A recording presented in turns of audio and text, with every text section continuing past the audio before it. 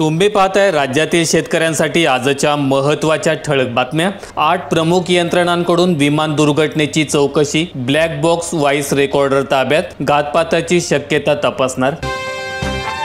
पिकांची वन्य प्राण्यांकडून होणारी नुकसान भरपाई वाढवून देणार, वनमंत्री गणेश नाईक यांचं आश्वासन। मुंबई येथे राजू शेट्टी यांच्या मागणीनंतर बैठक। वन्य प्राण्यांनी केलेल्या पिकांची नुकसान भरपाई वाढवून देण्याबाबत व विद्यार्थ्यांवर वन्य प्राण्यांचे होत असलेले हल्ले व त्यापासून बचाव करण्यासाठी वन विभागाच्या हद्दीशेजारील जिल्हा परिषद शाळांना संरक्षक भिंत बांधणे या गोष्टी वन विभाग प्राधान्याने करण्यासाठी व वनजमिनी हक्काची काटेकोरपणे अंमलबजावणी करण्याच्या सूचना राज्याचे वनमंत्री गणेश नाईक यांनी दिल्यात।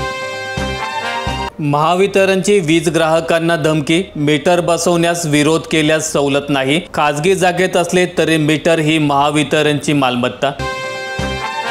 बच्चू कडूंना न्याय द्या, अजित पवारांच्या कार्यक्रमात गोंधळ, प्रहार संघटनेच्या कार्यकर्त्यांचा राडा। पुण्यातील अजित पवारांच्या कार्यक्रमात प्रहार शेतकरी संघटनेच्या कार्यकर्त्यांनी गोंधळ घातला। जोरदार घोषणाबाजी करत बच्चू कडूंना न्याय द्या अशी मागणी या आंदोलकांनी केली।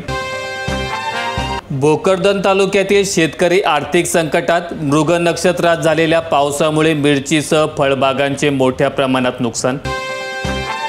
पालकमंत्री बावनकुळेंची मध्यस्थी, बच्चू कडू मात्र उपोषणावर ठाम। पालकमंत्र्यांनी बच्चू कडू यांचा मुख्यमंत्री देवेंद्र फडणवीस यांच्याशी संवाद साधून दिलाय।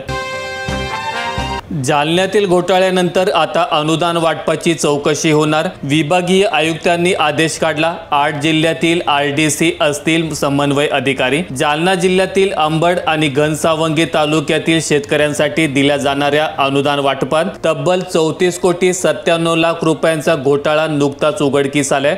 त्या अनुषंगाने मराठवाड्यामध्ये आणखी 8 जिल्ह्यातील मागील 5 वर्षात नुकसानग्रस्त शेतकऱ्यांनाच अनुदान प्राप्त झालंय का याची शहानिशा करण्यासाठी जिल्हानिहाय चौकशी पथके नियुक्त करण्यात आली आहेत। पेट्रोल डिझेल पुन्हा महागणार, जागतिक बाजारात कच्च्या तेलाच्या किमती वाढल्या।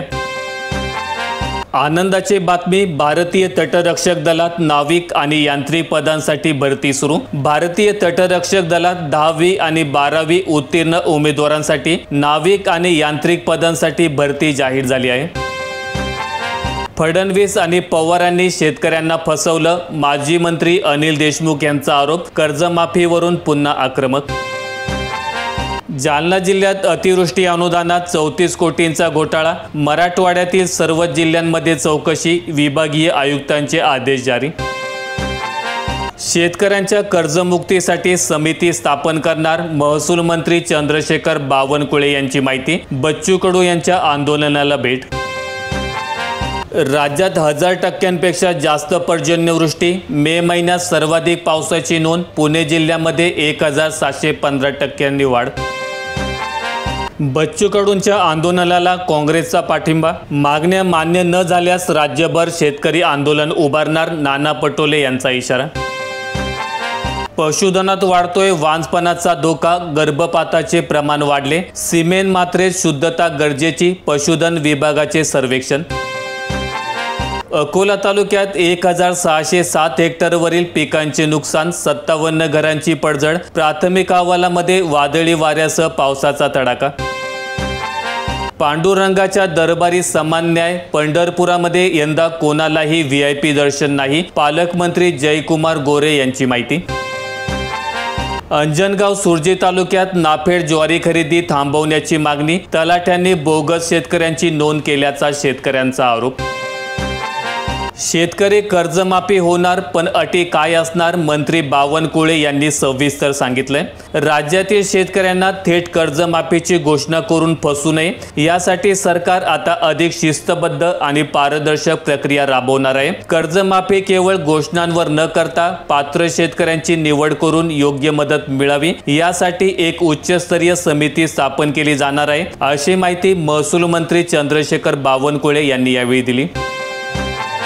कांद्याचा वांदा मिटवण्यासाठी आता पाशा पटेल यांच्या अध्यक्षतेखाली समिती, कांदा धोरण निश्चिती समितीच्या अध्यक्षपदी पाशा पटेल यांची नियुक्ती। पाचोरा आणि भडगावला वादळी पावसाचा सर्वाधिक फटका, बळीराजा मेटाकुटीस. दोन्ही तालुक्यांमधील 132 गावांमध्ये 1900 हेक्टरवरील फळबागांचे नुकसान. गिरणा पट्ट्यात वादळाच्या तांडवाने शेतकऱ्यांच्या अश्रूंचा बांध फुटला. केळी पिकांचे सर्वाधिक नुकसान, वीज खांब वाकले, तारा तुटल्या, वीज पुरवठा अद्यापही खंडित. पालखी मार्गावरील ग्रामपंचायतींच्या खात्यावर 75% पालखी अनुदान. गट विकास अधिकाऱ्यांची माहिती, गतवर्षीचे थकीत अनुदानही 2 दिवसात मिळणार. बच्चू कडूंसोबत जरांगे मैदानात. शेतकरी कर्जमाफीसाठी 15 जूनला राज्यात चक्काजाम आंदोलन. मनोज जरांगे पाटील 15 जून रोजी चक्काजाम आंदोलन करणार. शेतकरी कर्जमाफीसाठी रस्त्यावर उतरण्याचं जरांगेंकडून आवाहन. बच्चू कडू यांच्या समर्थनार्थ राज्यातील शेतकऱ्यांना जरांगे यांचं आवाहन. अहिल्यानगर जिल्ह्यात 176 हेक्टर फळबागांचे नुकसान, वीज पुरवठा विस्कळीत. 18.6 मिलीमीटर पावसाची नोंद.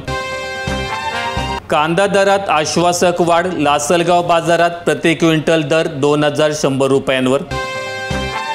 धान्याचं मोती पिकवण्यासाठी बळीराजा दागिने ठेवतोय गहाण. खरीपाची लगबग. पेरणीसाठी हवाय पैसा, कर्ज मिळत नसल्यामुळे मजबुरी. पुरंदरमधील 13 हेक्टर जमीन अतिवृष्टीने वाहून गेली. कृषी अधिकारी सूरज जाधव यांची माहिती. 443.53 हेक्टरवरील विविध फळ आणि पिकांचे मोठ्या प्रमाणात नुकसान. लाखांदूरमध्ये 25,785 शेतकऱ्यांचे धान केंद्रावर पडून. लिमिटचा अडसर. रब्बीसाठी फक्त 7 लाखांची मर्यादा. निर्णयाची तारीख सांगा नाहीतर बच्चू कडू लवकरच मोठी घोषणा करणार. बच्चू कडू यांच्या उपोषणाचा 7वा दिवस असून अजूनही सरकारने निर्णय घेतलेला नाही. कर्जमाफीसाठी लवकर निर्णय न झाल्यास त्यांनी 16 तारखेला जलत्याग करण्याचा इशारा दिला आहे. बच्चू कडू यांच्या अन्नत्याग आंदोलनाला वाढता पाठिंबा. डोलबारे चौफुली येथे रास्ता रोको आंदोलन. अनेक संघटना सहभागी.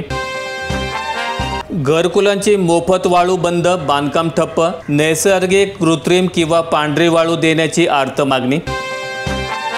केंद्र सरकार करणार मूग आणि शेंगदाण्याची खरेदी. कृषी उत्पादनाच्या किमती स्थिर ठेवण्यासाठी उपाययोजना.